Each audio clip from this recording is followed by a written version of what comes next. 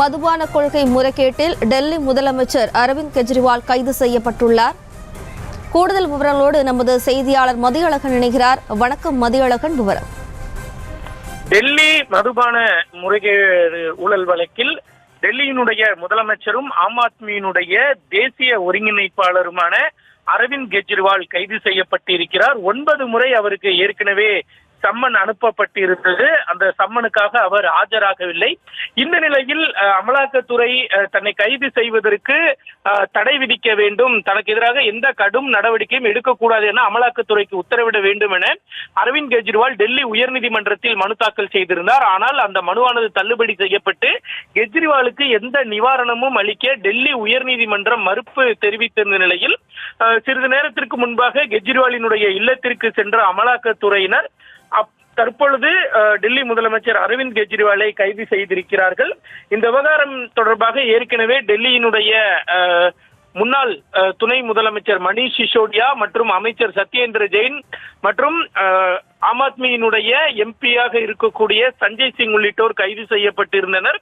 தற்பொழுது அரவிந்த் கெஜ்ரிவால் கைது செய்யப்பட்டிருக்கிறார். இதை தவிர ஆம் ஆத்மி கட்சியை சேர்ந்தவரை தவிர கேசிஆரினுடைய மகள் கவிதா கைது செய்யப்பட்டிருந்த நிலையில் தற்பொழுது அரவிந்த் கெஜ்ரிவாலும் கைது செய்யப்பட்டிருக்கிறார். அதாவது அமலாக்கத்துறையால் கடந்த 2 மாதங்களில் கைது செய்யப்படக்கூடிய 2வது எதிர்க்கட்சி முதலமைச்சர் ஆகிறார் தற்பொழுது அரவிந்த் கெஜ்ரிவால். ஏற்கனவே நிலக்கரி முறைகேடு ஊழல் வழக்கில் அமலாக்கத்துறையால் ஜார்க்கண்டினுடைய முன்னாள் முதலமைச்சர் ஹேமந்த் சோரன் அமலாக்கத்துறையால் கைது செய்யப்பட்டிருந்த நிலையில் தற்பொழுது மற்றொரு வழக்கில் டெல்லி முதலமைச்சர் அரவிந்த் கெஜ்ரிவால் கைது செய்யப்பட்டிருக்கிறார்.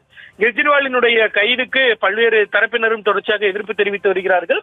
தற்பொழுது கெஜ்ரிவால் கைது செய்யப்பட்டிருப்பதை அடுத்து டெல்லியினுடைய புதிய முதலமைச்சர் யார் என்ற அறிவிப்பு எதுவும் வெளியில் வரவில்லை. ஏற்கனவே கட்சியினுடைய மூத்த உறுப்பினர்களாக இருந்த மணீஷ் சிசோடியா, சத்யேந்திர ஜெயின் உள்ளிட்டோர் தற்பொழுது சிறையில் இருக்கக்கூடிய நிலையில் அடுத்து யாருக்கு வாய்ப்பு இருக்க போகிறது? அரவிந்த் கெஜ்ரிவாலுக்கு விருப்பமான இளம் தலைவர்களாக இருக்கக்கூடியவர்கள் ஆதிஷி மற்றும் மாநிலங்களவை உறுப்பினராக இருக்கக்கூடிய ராஜீவ் சட்டா, இவர்களில் யாருக்கேனும் வாய்ப்பு வழங்கப்படுமா அல்லது வேறு யாருக்கேனும் வாய்ப்பு இருக்குமா என்று ஒரு கேள்வியானது தொடர்கிறது. கெஜ்ரிவால் தற்பொழுது கைது செய்யப்பட்டிருந்தாலும் கூட அவரது முதலமைச்சராக அவர் இன்னும் தொடருவதாகவே தகவல்கள் எல்லாம் வெளியாகி இருக்கின்றன. அது தொடர்பான அறிவிப்புகள் எதுவும் தற்பொழுது வரை வெளியாகவில்லை.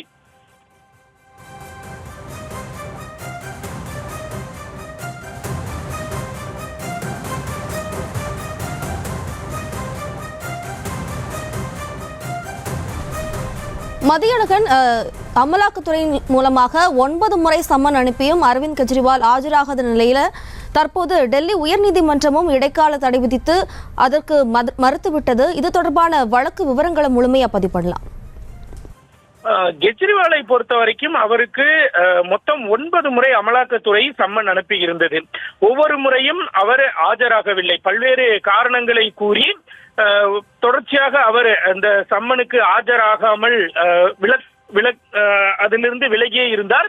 இந்த நிலையில் இது தொடர்பாக முதலில் டெல்லி கீழமை நீதிமன்றத்தை அமலாக்கத்துறை ஆஜராகியது. இதனைத் தொடர்ந்து கெஜ்ரிவால் ஆஜராக கீழமை நீதிமன்றம் உத்தரவிட்டது.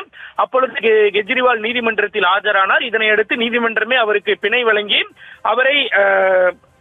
பிணை வழங்கி இருந்தது. இந்த நிலையில்தான் தன்னை கைது செய்வதற்கு அமலாக்கத்துறைக்கு தடை விதிக்க வேண்டும், தமக்கு எதிராக கடும் நடவடிக்கை எதுவும் எடுக்கக்கூடாது என்று கோரிக்கையுடன் அரவிந்த் கெஜ்ரிவால் டெல்லி உயர்நீதிமன்றத்தில் ஒரு மனு தாக்கல் செய்திருந்தார். இந்த மனுவானது இன்றைய தினம் விசாரிக்கப்பட்டு தள்ளுபடி செய்யப்பட்டது. அரவிந்த் கெஜ்ரிவாலை கைது செய்யவோ அல்லது கடும் நடவடிக்கைகள் எடுக்கவோ, கடும் நடவடிக்கை என்றாலே கைதுதான், அதை எடுப்பதற்கு தடை விதிக்க டெல்லி உயர்நீதிமன்றம் மறுப்பு தெரிவித்திருந்தது. இதனை எதிர்த்து அரவிந்த் கெஜ்ரிவால் சார்பில் உச்ச நீதிமன்றத்தில் மனு கூட செய்யப்பட்டு விட்டது. இந்த மனு தற்பொழுது தாக்கல் செய்யப்பட்டு இருக்கிறது. நாளை இந்த மனுவை அவசர வழக்காக விசாரிக்க கோரி முறையிடலாம் என்று எதிர்பார்க்கப்பட்டிருந்த நிலையில் அமலாக்கத்துறை அதிகாரிகள் கெஜ்ரிவாலினுடைய இல்லத்திற்கு சென்று தற்பொழுது அவர் கைதும் செய்யப்பட்டிருக்கிறார். எனவே உச்சநீதிமன்றத்தில் தாக்கல் செய்யப்பட்டிருக்கக்கூடிய அந்த மனுவானது காலாவதியான ஒன்றாகவே கருதப்படும். தற்பொழுது கெஜ்ரிவால் தன்னுடைய கைதை எதிர்த்து அல்லது ஜாமீன் கோரிதான் மனு தாக்கல் செய்ய முடியும். அமலாக்கத்துறை வழக்கை பொறுத்த வரைக்கும் ஜாமீன் கிடைப்பது என்பது மிக மிக கடினமான விஷயம்.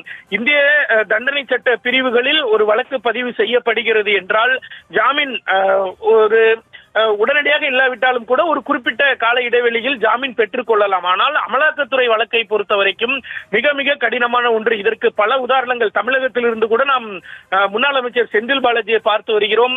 தொழிலதிபர்கள் எல்லாம் கூட 2-3 வருடங்களாக சிறையில் இருப்பதையும் நாம் பார்த்து வருகிறோம். அந்த வகையில் உடனடியாக ஜாமீன் கிடைக்குமா என்பது சந்தேகம்தான். ஒரு சிறந்த உதாரணமாக இதே ஊழல் வழக்கில் சத்யேந்திர ஜெயின் கடந்த ஆண்டு பிப்ரவரி அதற்கு முன்பாக கைது செய்யப்பட்டார். அதே போல மணிஷ் சிசோடியா கடந்த ஆண்டு பிப்ரவரி மாதம் கைது செய்யப்பட்டார்.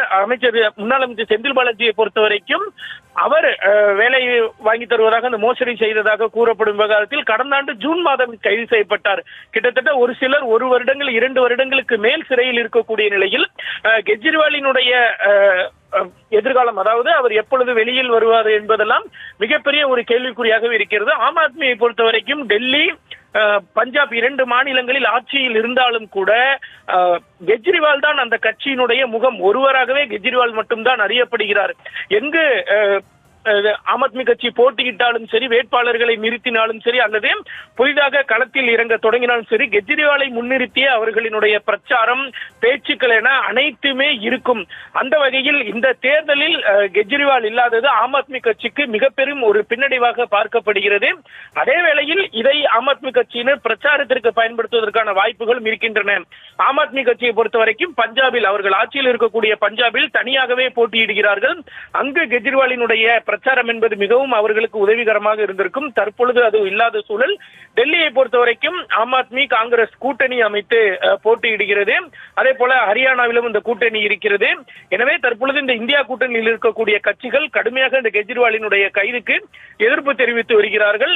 கெஜ்ரிவால் அடுத்ததாக சட்ட நடவடிக்கை என்ன மேற்கொள்ள போகிறார், அவரது இடத்தை முதலமைச்சராக யார் நிரப்ப போகிறார் என்பதெல்லாம் ஒரு கேள்விக்குறியாக இருக்கிறது. அதற்கான விடை அடுத்தடுத்த நகர்வுகளில் நிச்சயமாக தெரிய வரும்.